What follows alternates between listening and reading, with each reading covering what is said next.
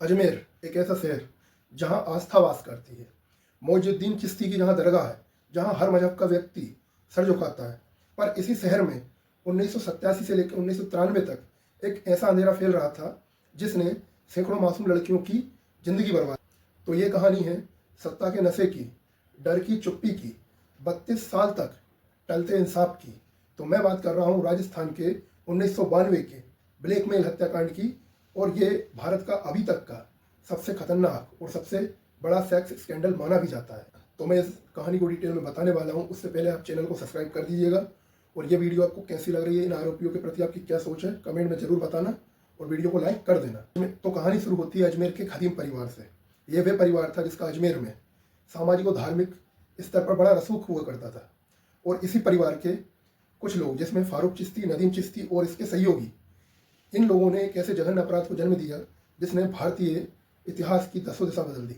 तो ये लोग क्या करते थे, स्कूल की भोली भाली और नाबाली लड़कियों को बाकायदा अपने साथ घुमाकर उनसे बातें कर कर उन्हें पहले अपने फेवर में लेते थे और धीरे धीरे उन्हें घुमाने के बहाने सुनसान रास्तों पर ले जाकर न केवल उनके साथ दुष्कर्म करते थे बल्कि उनकी फोटोज लेकर उनको ब्लैकमेल किया करते थे। और ये कोई अपराध नहीं था बल्कि योजनाबद्ध तरीके से किया गया एक जघन्य अपराध था, जिसमें सबसे पहले तो भरोसा तोड़ा गया, उसके बाद उन लड़कियों के शरीर के साथ खेला गया। और इनके जुर्म करने का एक अलग ही तरीका था। ये पहले लड़कियों से रेप करने के बाद उनकी फ़ोटो लेते थे और उन्हें ब्लैकमेल करके ये कहते थे कि तुम अपनी सहेलियों को लाओ वरना ये फ़ोटो तुम्हारे घर भेज दी जाएगी। और इतना ही नहीं, ऐसे कर करके इन्होंने लगभग 100 लड़कियों के साथ रेप कर चुके होते हैं।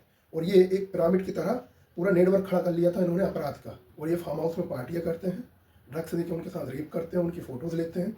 और इन्होंने लगभग 100 लड़कियों के साथ ऐसा कर चुके थे।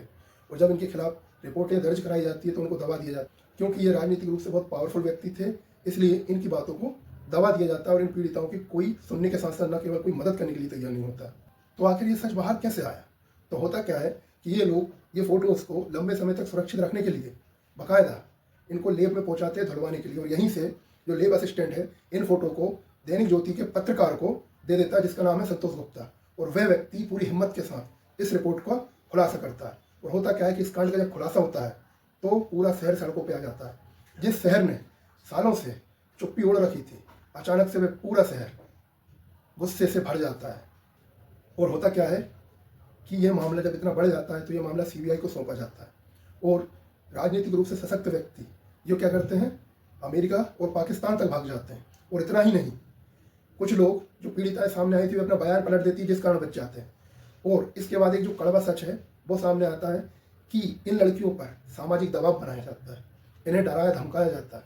कुछ लड़कियों की शादी होने वाली है, वह टूट जाती है। और इतना ही नहीं, कुछ लड़कियां अपने सम्मान के लिए आत्महत्या तक कर लेती है। आप सोचो, इन लोगों ने ऐसे जघन्य अपराध को जन्म दिया था जिसकी सजा न जाने कितनों ने अपनी जान देकर चुकाई और न जाने कितनों ने 32 साल तक उस संघर्ष का सामना किया।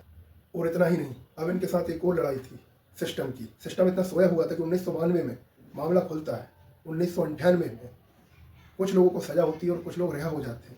और इतना ही नहीं, अब जाकर अगस्त 2024 में विशेष अदालत मात्र 6 लोगों को सजा सुनाती है, जबकि इसमें 10 से 20 से बल्कि 30 लोग से ज़्यादा शामिल थे। पर कुछ लोग तो मर चुके होते हैं, उनकी नेचुरल डेथ हो चुकी है। कुछ लोगों के गवाह पलट गए, इस चक्कर में बची 6 लोगों को अभी अदालत ने गुनहगार मानकर उनको उम्र कैद की सजा दे दी। बाकी ये न्याय था या नहीं, इस पर तो कुछ कह नहीं सकते। पर 32 साल तक जिन लड़कियों ने न्याय की लड़ाई लड़ी उनमें अदम्य साहस था। वे न केवल समाज के सामने डरी बल्कि अपने जीवन के एक बहुत बड़े हिस्से को उन्होंने न्याय के लिए झोंक दी। बाकी इन लोगों को तो फांसी होना चाहिए था, नहीं हुई, ये भी अभी बहुत सोचने वाली बात है। बाकी आपको क्या लगता है इस वीडियो में, क्या भारत का सिस्टम सोया हुआ है और न्यायपालिका में क्या क्या सुधार हो सकता है? और ये वीडियो आपको थोड़ी बहुत भी सही लगी हो तो प्लीज़ कमेंट करना, वीडियो को लाइक करना और शेयर करके चैनल को सब्सक्राइब कर देना, ताकि दोबारा ऐसा जघन्य कृत्य अब भारत में ना हो सके और करने वालों की रूह कांप जाने सके।